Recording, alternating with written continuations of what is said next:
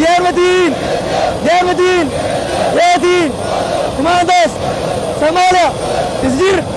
kuwani waa ururka sagaalaad guutada 18aad ee kumaandooska xooga dalka Soomaaliyeed ee Gorgor waa arooryo hore dalka Turkiga ayaa xalay saqdi dhexe waxa ka soo qaaday diyaarad nooca ciidamada militariga ah waxay ka soo dejisay garoonka diyaaradaha aadan cadde gaar ahaan qaybta ciidanka cirka ee xooga dalka kumaandooska xooga dalka ee Gorgor inta aan loo qaadin xerada Isbaarta ee dalka Turkiga oo ay ku soo qaateen tababaro casri ah oo la xiriira kumaandooska waxay tababar noocyo kala duwan leh ku qaateen kuliyadda tababarada xooga dalka ee Turkisom magaalada Muqdisho taliyaha ciidanka dhulka xooga dalka General Biixi agaasimaha guud ee wasaaradda gaashaandhigga mudane Xasan Maxamed Saciid Samatar Gacaliye taliyaha kuliyadda Turkisom General Yacquub saraakiil ka tirsan xooga dalka iyo Turkiga ayaa soo dhaweeyay salaan sharafeed kadib taliyaha ciidanka dhulka iyo agaasimaha guud ee wasaaradda gaashaandhigga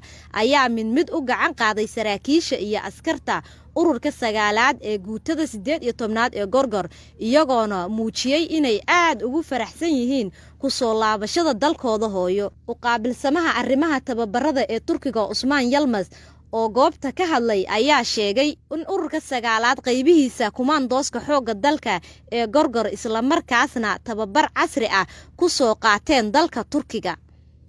taliyaha ciidanka dhulka xooga dalka General Maxamed Tahliil Biixi oo goobta ka hadlay ayaa sheegay ururka sagaalaad qaybta 18aad kumaandooska xooga dalka Gorgor in ay qayb ka qaadan doonaan la dagaalanka dalka looga ciribtirayo kooxda argagixisada Al-Shabaab cadawga gudaha ku jira al-shabaab oo maalin walba shacabka Soomaaliyeed gumaad waxaa laydinka rabaa inaad ula dagaalantaan sida uu shacabka Soomaaliyeed ula dagaalamayo si la mid ah inaad ula dagaalantaan waxaa laydinka rabaa xuduudaha dalka inaad sugtaan aad baan idinku mahadcelinayaa idinla soo dhawaynayaa difcaddan maanta timid waa difcaddii sagaalaad waxaa isla maanta baxahaya difcaddii tobnaad baa baxaysa haddii ilaahay yidhaahdo taasuna waxay muujinaysaa tababarka iyo kuransiimaha ciidanka xoogga dalka Soomaaliyeed ciidanka dhulka ciidanka Gorgor Gorgor waa ciidanka xoogga dalka Soomaaliyeed uu ku faano maanta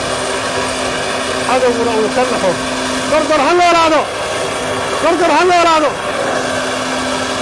waxaa laydinka rabaa ciidanka Gorgorow halka inaad ku qorataan Soomaalinimo inaad ku qorataan taliska ciidanka xooga dalka Soomaaliyeed ayaa ku howlan tababarida iyo qalabaynta ciidanka iyadoo gacan laga helayo saaxiibada caalamka ee dawladda federaalka Soomaaliya Fatxi Cabdulaahi Cabdinuur idaacadda codka ciidamada qalabka sida magaalada Muqdisho